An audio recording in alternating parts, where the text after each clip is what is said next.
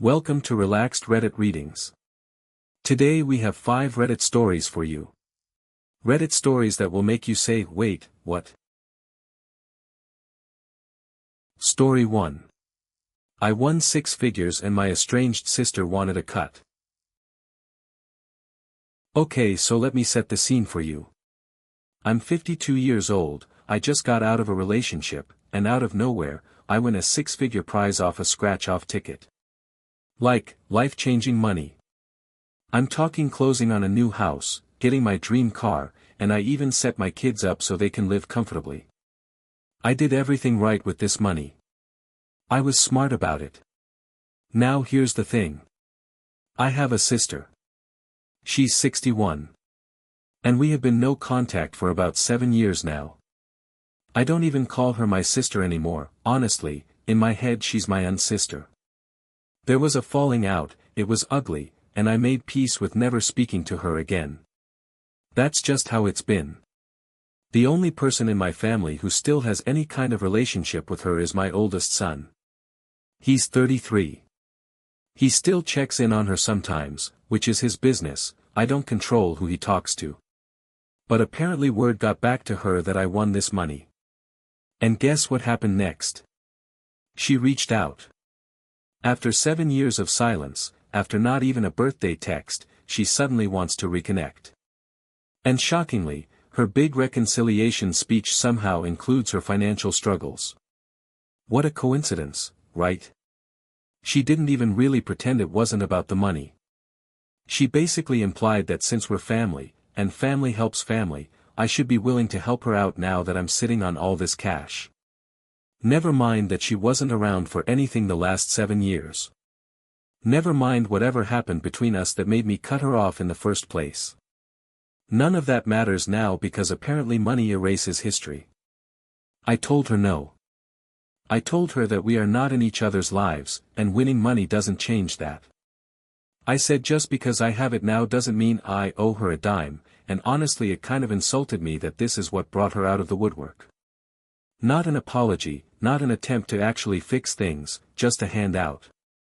My son thinks I'm being a little harsh, he says she's struggling and I could help without letting her fully back into my life. But to me that feels like I'd just be opening a door I spent 7 years keeping shut. If I give her money now, what's stopping her from showing up every time she needs something? I didn't get this windfall so I could fund a relationship I already decided wasn't good for me.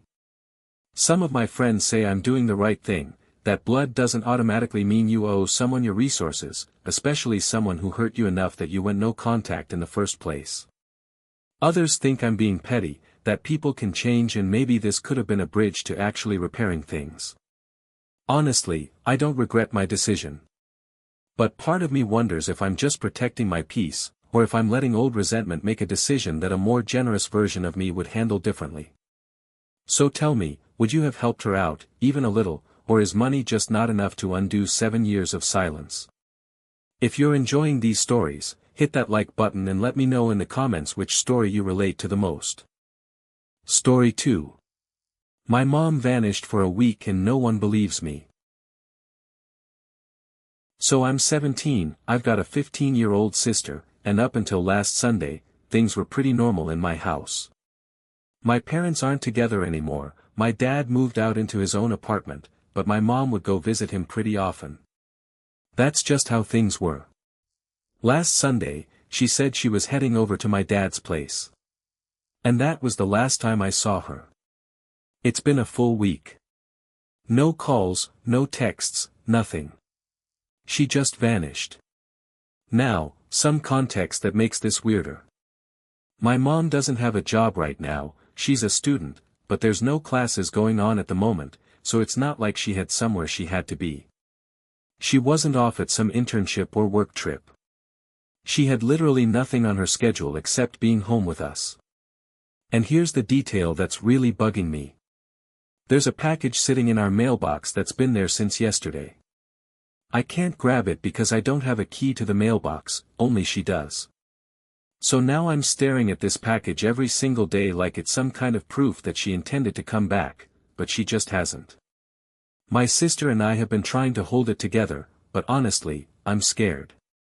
A week is a long time for a parent to just disappear with zero communication. I've tried calling her, texting her, nothing. I even reached out to my dad, since she was supposedly heading to his apartment, and I'm getting weird vibes from how he's responding. He's not exactly panicking, which honestly makes me more nervous, not less. I started looking into what it means to report someone as a missing person, and now I'm second-guessing myself. Is a week even long enough to justify that? Am I overreacting because I'm a teenager who misses her mom, or is this actually a legitimate missing person situation? I keep going back and forth. Part of me feels like if I call the police and it turns out she's just, I don't know, avoiding us for some reason, I'll feel embarrassed, like I panicked over nothing. But the other part of me feels like a week of silence from a mother who has no job, no classes, and 2 teenage daughters at home. That's not normal. That's not something you just wait out. My sister keeps asking me what we're supposed to do, and I don't have a good answer for her. I don't want to scare her more than she already is, but I also don't want to just sit here pretending everything's fine. We're 2 minors essentially handling this on our own, because our dad isn't stepping up the way I feel like he should be. I keep thinking about that package sitting in the mailbox, untouched, like a little sign that wherever she is, she didn't plan to leave it that long. That's the detail that scares me the most, if I'm being honest. So would you have called the police already, or would you wait it out a little longer like I have been? Story 3. I took my son's gaming stuff because he kept having bathroom accidents. Alright, so my son is 13, about to turn 14, and he's a great kid, but he's always been high energy, kind of a handful honestly. A few years back he got into gaming, and at first I thought it was a blessing. He'd get so absorbed in it, so focused, that it actually calmed him down a lot. Less bouncing off the walls, less chaos. I thought, great, this is good for him. But here's the problem. He gets so absorbed that he forgets everything else. And I mean everything. He forgets to eat, he forgets to drink water, and worst of all, he forgets to go to the bathroom. Like, actually forgets, to the point where he's had accidents. At 13 years old. For a long time I kind of let it slide because I figured, he's a kid, he'll grow out of it, this is a phase, he'll mature and start managing his own body better as he gets older. But it hasn't gotten better. If anything, it stayed exactly the same, and now he's almost 14, which is a lot older than most kids who are having accidents because they got too into a video game. So finally I had enough. After yet another incident, I sat him down and told him this needs to stop, and since he clearly can't manage his own limits, I'm going to have to step in and manage them for him. I took his electronics away. Not forever, but as a consequence, and also honestly as a way to force a reset, because if he's not gaming, he doesn't have the excuse of being too absorbed to notice his own bodily needs. He was furious. Absolutely devastated, acted like I'd taken away his entire personality, which, fair, gaming kind of is a big part of his personality at this point. But I stood my ground. I told him once he can prove he can manage basic things like using the bathroom when he needs to, eating regular meals, drinking water, then we can talk about slowly getting his stuff back. Now here's where it gets complicated. My partner thinks I'm being too harsh, that taking away something he loves that much, that actually helps regulate his energy, could backfire and make him more anxious or more difficult to manage overall. They think there are gentler ways to handle this, like timers or reminders, without going straight to taking everything away. But from where I'm standing, we tried the gentle approach for years. We tried reminders, we tried timers, we tried gently telling him to take a break. None of it worked. He'd ignore all of it because he was too deep into whatever game he was playing. At some point I felt like actions needed to speak louder than words, especially because this isn't just a minor inconvenience anymore, this is a hygiene and a health issue for a boy who is nearly 14 years old. Some family members think I overreacted, that it's just a phase and taking his electronics is too extreme a punishment for something that isn't really his fault, it's more of an impulse control thing. Others think I did exactly what needed to happen because clearly nothing else was working.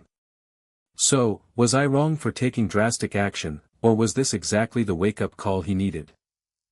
Story 4. A mom sent me a passive-aggressive email, so I dropped her family as clients. Okay, so a little backstory. I recently started my own private swimming lesson company.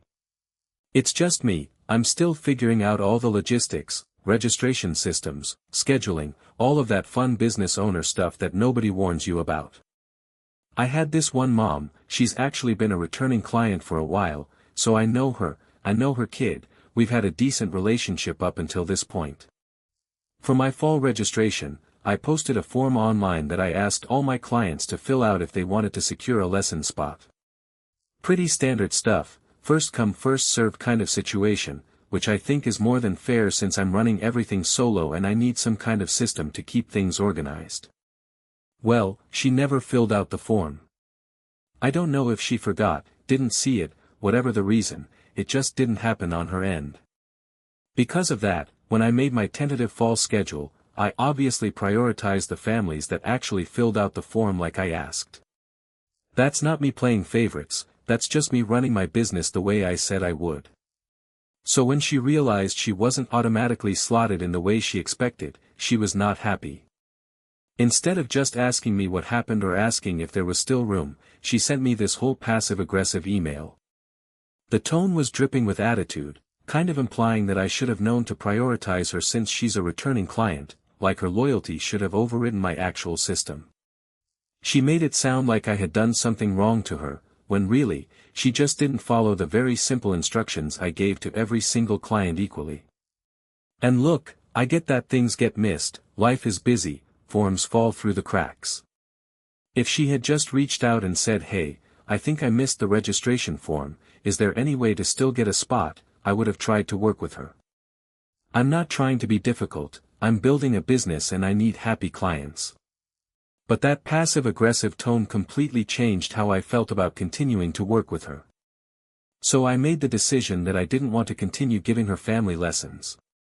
I responded professionally, but basically let her know that due to the tone of her email and the way this was handled, I didn't think we were a good fit moving forward, and I wished her well finding another instructor.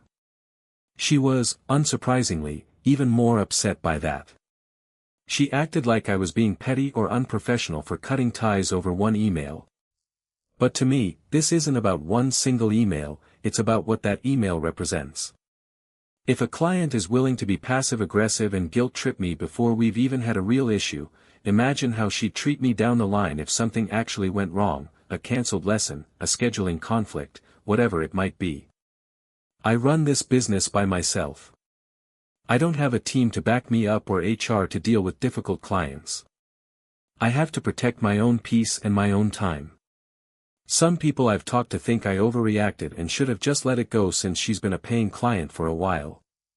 Others think I did the exact right thing by nipping a toxic dynamic in the bud before it got worse. So, was I wrong for dropping a longtime client over one passive-aggressive email, or did I make the right call protecting my business? Story 5. I stopped saying good morning to my coworker and now I'm the bad guy. Okay, so this one's a little wild to me, and I want to know if I'm actually in the wrong here. I'm 20 years old, and since the day I started this job, I've made it a point to greet everyone. I say good morning to my coworkers, I say good morning to the residents we work with, sometimes with a smile, sometimes with a little wave. That's just how I was raised. I believe in giving respect so that you get respect back. It's a small thing, but it matters to me. There's this one coworker, she's around 60 years old, and for a long time our mornings were totally normal. I'd say good morning, she'd say it back, nothing weird, nothing tense. Just two coworkers being polite to each other at the start of a shift. Then about 4 days ago, out of absolutely nowhere, she started ignoring me. Like completely blanking me. I'd say good morning, sometimes with a smile, sometimes with a wave, and she would just walk right past me like I hadn't said a single word. No nod, no eye contact, nothing. At first I thought maybe she just didn't hear me, so I brushed it off. But then it kept happening. Every single morning for 4 days straight, same thing. I say good morning, she ignores me completely. I started racking my brain trying to figure out what I possibly could have done to upset her. I didn't say anything rude, I haven't gotten into any kind of conflict with her, nothing changed on my end at all. I was just being my normal friendly self, same as I've always been since day one at this job. After a few days of being ignored, I got a little annoyed, I'm not going to lie. I felt kind of embarrassed honestly, like I was making a fool of myself trying to be nice to someone who clearly didn't want anything to do with me anymore. So I made the decision to just stop saying good morning to her. If she's going to ignore me every single time, I figured what's even the point of continuing to put myself out there just to be shut down. Well, apparently that was the wrong move, because now some other coworkers are acting like I'm the one being disrespectful. Like I'm the problem for no longer greeting someone who has ignored me for days straight without any explanation. Nobody seems to care that she's the one who started the silent treatment in the first place. All the attention is suddenly on me for stopping, not on her for starting it. It honestly feels a little unfair. I was raised to respect people and treat them kindly, but I also don't think respect means continuing to greet someone who makes it clear, day after day, that they don't want to acknowledge you. At some point doesn't it just become embarrassing to keep trying? I don't think I did anything wrong by matching her energy after she made it clear she wasn't interested in being friendly anymore. So, was I disrespectful for stopping, or was I just protecting myself from being ignored over and over again? If you enjoyed these stories, drop a comment telling me which one was your favorite. And if you want more relaxed Reddit readings, make sure to like, subscribe, and hit the bell so you never miss a video. Thanks for watching. If you enjoyed these stories, like, comment and subscribe for more relaxed Reddit readings.